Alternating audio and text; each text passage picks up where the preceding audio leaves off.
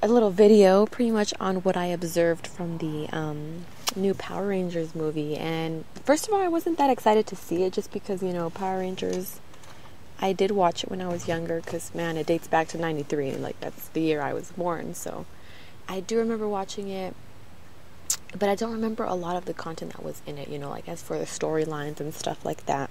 But I remember the characters, who doesn't know the theme song, and all of that. So I saw the movie again. In the beginning it was like whatever, but I saw right away, it's Hollywood. If you're woke and you know about the occultism that takes place in Hollywood, then you'll understand what I'm going to say right now. If you're still on the fence about it, then you'll get a little bit more of an insight. And if you're just not with it or you don't understand it, then, my friend, you probably will not really interpret this message correctly. But I saw a lot of symbolism right away. Like the colors of the Rangers, they were just chakra colors, and like even their character in the movie really does reflect the color of the chakra that they're representing. And then even forgot what her, like, I really don't know who these characters' names are, but the evil one, right?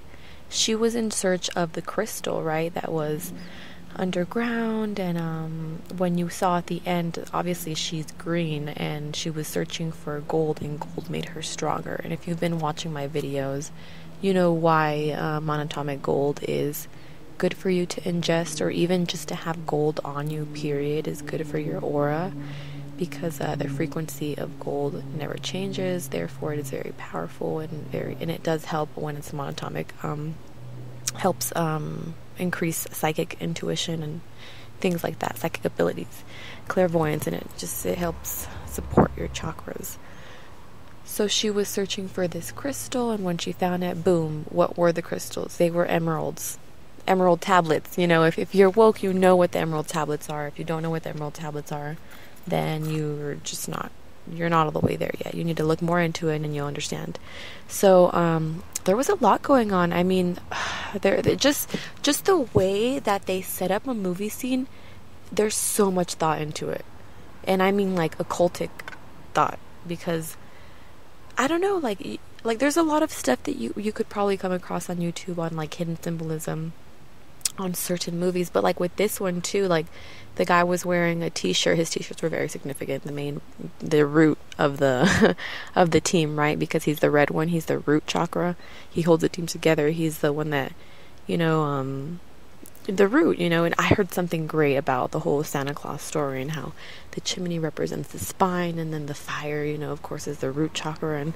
But that's another side note. I'll link that video at the bottom, but also I'll link the knowledge of where you get like the emerald tablet knowledge and all of this occultism knowledge. I'll link that Secret Energy open source page to this video also.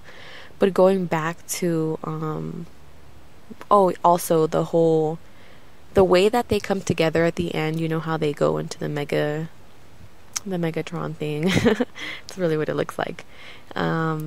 It's really them coming together and balancing each, when you come in balance, you've really figured it out. You're really coming together in harmony and syncing. And so when they did that, when the Rangers, or aka chakras, aligned themselves and came in balance and harmony, they were finally able to unite into this one being, this one ship, right? We all have our body, and once we align our chakra, then we become, the higher self. We become the godlike state, godlike conscious. And that's what they were doing. That's what they had to actually reach to morph. I've mentioned also in one of my videos, I was referring more to Star Trek.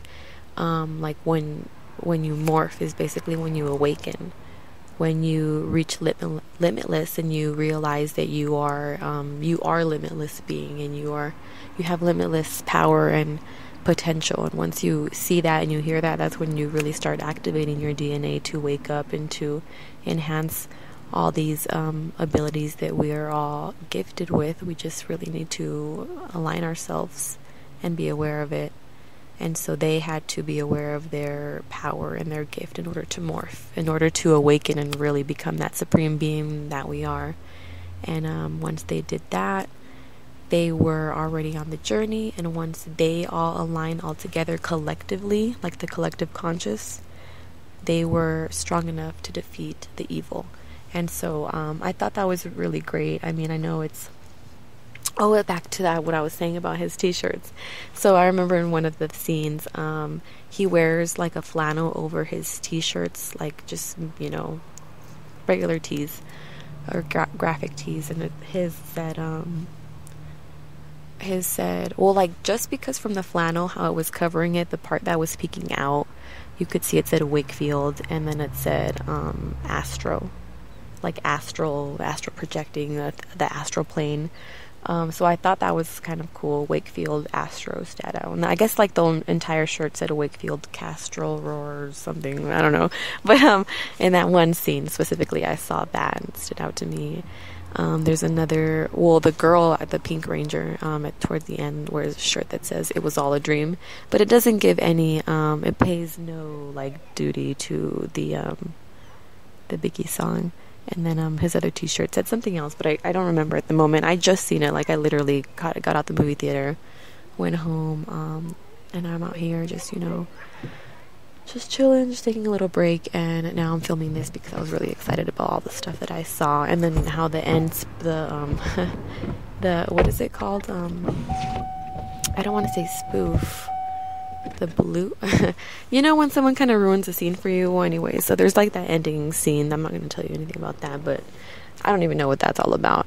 But yeah, and so even I do want to point out too that also if you follow me and you know, or you know of Savan Bomar's knowledge, because I get a lot of his, you know, his cool stuff from him, that when the guy in the wall was talking to the Rangers, like they specifically were saying like, how can you talk to us, why do you talk English? And then the guy, the little robot, was just like, well,